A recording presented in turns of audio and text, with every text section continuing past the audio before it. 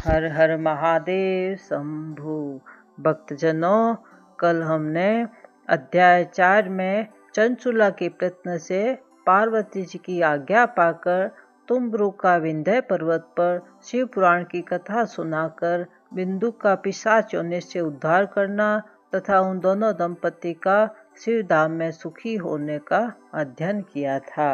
आज हम अध्याय 5 में शिव पुराण के श्रवण की विधि तथा श्रोताओं के पालन करने योग्य नियमों का वर्णन करेंगे व अध्ययन करेंगे। श्री गणेशाय नमः। सोनक जी कहते हैं, महाप्राज्ञ व्यास शिष्य सुत जी, आपको नमस्कार है। आप धन्य हैं, शिव भक्तों में श्रेष्ठ है। आपके महान गुण वर्णन करने योग्य है। अब आप कल्याणमय शिव पुराण के श्रवण की विधि बतलाइए, जिससे सभी श्रोताओं को संपूर्ण उत्तम फल की प्राप्ति हो सके। सुचि ने कहा, मुने सोनक, अब मैं तुम्हें संपूर्ण फल की प्राप्ति के लिए शिव पुराण के श्रवण की विधि बता रहा हूँ। पहले किसी ज्योतिषी को बुलाकर दान मान से संतुष्ट करके अपने सहयोगी लोगों के साथ बैठकर बिना किसी विघ्न बाधा के कथा की समाप्ति होने के उद्देश्य से शुद्ध मुहूर्त का अनुसंधान कराएं और प्रयत्न पूर्वक देश देश में स्थान स्थान पर वह संदेश भेजें कि हमारे यहाँ शिव पुराण की कथा होने वाली है। अपने कल्याण की इच्छा रखने वाले लोगों को उसे सुनने के लिए अवश्य पधारना चाहिए। कुछ लोग भगवान श्री हरि की कथा से बहुत दूर पड़ गए हैं। कितने ही स्त्री शूद्र आदि भगवान शंकर के कथा कीर्तन से वंचित रहते हैं। उन सबको भी सूचना हो जाए, ऐसा प्रबंध करना चाहिए। देश देश में जो भगवान शिव के भक्त हो तथा शिव कथा के कीर्तन और श्रवण के लिए उत्सुक हो, उन सबको आदर पूर्वक बुलवाना चाहिए और आए हुए लोगों का सब प्रकार से आदर सत्कार करना चाहिए।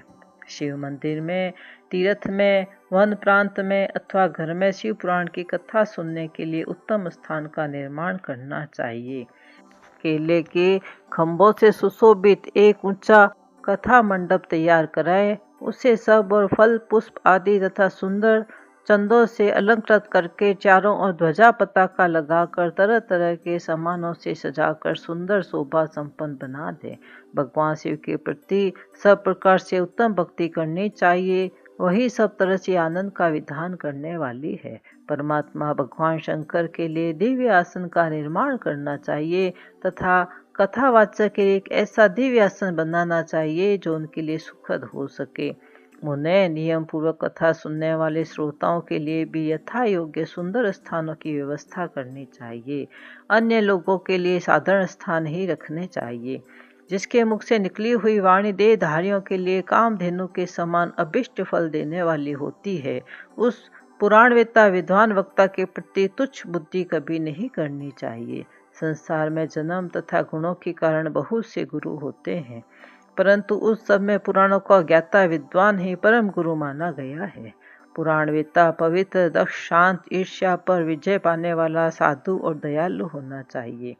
ऐसा प्रवचन कुशल विद्वान इस पुण्यमयी कथा को कहे। सूर्योदय से आरंभ करके 3:30 पहर तक उत्तम बुद्धि वाले विद्वान पुरुषों को शिव पुराण की कथा सम्यक रीति से बाँचनी चाहिए। मध्याह्न काल में 2 घड़ी तक कथा बंद रखनी चाहिए, जिससे कथा कीर्तन से अवकाश पाकर लोग मलमूत्र का त्याग कर सके। कथा प्रारंभ के दिन से 1 दिन पहले व्रत ग्रहण करने के लिए वक्ता को छोर करा लेना चाहिए। जिन दिनों कथा हो रही हो उन दिनों प्रयत्न पूर्वक प्रातः काल का सारा नित्य कर्म संक्षेप से ही करना चाहिए। वक्ता के पास उसकी सहायता के लिए एक दूसरा वैसा ही विद्वान स्थापित करना चाहिए। वह भी सब प्रकार के संशयों को निवृत्त करने में समर्थ और लोगों को समझाने में कुशल हो। कथा में आने वाले विघ्नों की निवृत्ति के लिए गणेश जी का पूजन करें। कथा के स्वामी भगवान शिव की तथा विशेषतः शिव पुराण की पुस्तक की भक्ति भाव से पूजा करें। तत्पश्चात उत्तम बुद्धि वाला श्रोता तन मन से शुद्ध एवं प्रसन्नचित हो आदर पूर्वक शिव पुराण की कथा सुने। जो वक्ता और श्रोता अनेक प्रकार के कर्मों में भटक रहे हो, काम आदि 6 विकारों से युक्त हो, स्त्री में आसक्ति रखते हो और पाखंड पूर्वक बातें कहते हो, वे पुण्य के भागी नहीं होते। जो लौकिक चिंता तथा धन, ग्रह एवं पुत्र आदि की चिंता को छोड़कर कथा में मन लगाए रहते हैं, उन शुद्ध बुद्धि पुरुषों को उत्तम फल की प्राप्ति होती है। जो श्रद्धा और भक्ति से युक्त होते हैं, दूसरे कर्मों में मन नहीं लगाते और मौन, पवित्र एवं उद्देश्य शून्य होते हैं, वे ही पुण्य के भागी होते हैं। सुच्ची बोले, शौनक, अब शिव पुराण सुनने का व्रत लेने वाले पुरुषों के लिए जो नियम है उन्हें भक्ति पूर्वक सुनो। नियम पूर्वक इस श्रेष्ठ कथा को सुनने से बिना किसी विघ्न बाधा के उत्तम फल की प्राप्ति होती है। जो लोग दीक्षा से रहित है उनका कथा श्रवण में अधिकार नहीं है। अतः मुने, कथा सुनने की इच्छा वाले सब लोगों को पहले वक्ता से दीक्षा ग्रहण करनी चाहिए। जो लोग नियम से कथा सुने उनको ब्रह्मचर्य से रहना, भूमि पर सोना, पत्तल में खाना, प्रतिदिन कथा समाप्त होने पर ही अन्न ग्रहण करना चाहिए। जिसमें शक्ति हो वह पुराण की समाप्ति तक उपवास करके शुद्धतापूर्वक भक्ति भाव से उत्तम शिव पुराण को सुने। इस कथा का व्रत लेने वाले पुरुषों को प्रतिदिन एक ही बार हविव्यान भोजन करना चाहिए। जिस प्रकार से कथा श्रवण का नियम सुखपूर्वक सद सके वैसे ही करना चाहिए। गरिष्ठ अन्न, दाल, जला अन्न से मसूर, भाव दूषित तथा बासी अन्न को खाकर कथाव्रती पुरुष कभी कथा को न सुने। जिसने कथा का व्रत ले रखा हो वह पुरुष प्याज, लहसुन, हींग, गाजर, मादक वस्तु तथा आमिष कही जाने वाली वस्तुओं को त्याग दे। कथा का व्रत लेने वाला पुरुष काम, क्रोध आदि 6 विकारों को, ब्राह्मणों की निंदा को तथा प्रतिव्रता साधु संतों की निंदा को भी त्याग दे। कथाव्रती पुरुष प्रतिदिन सत्य, सोच, दया, मौन, सरलता, विनय तथा हार्दिक उदारता, इन सद्गुणों को सदा अपनाए रहे।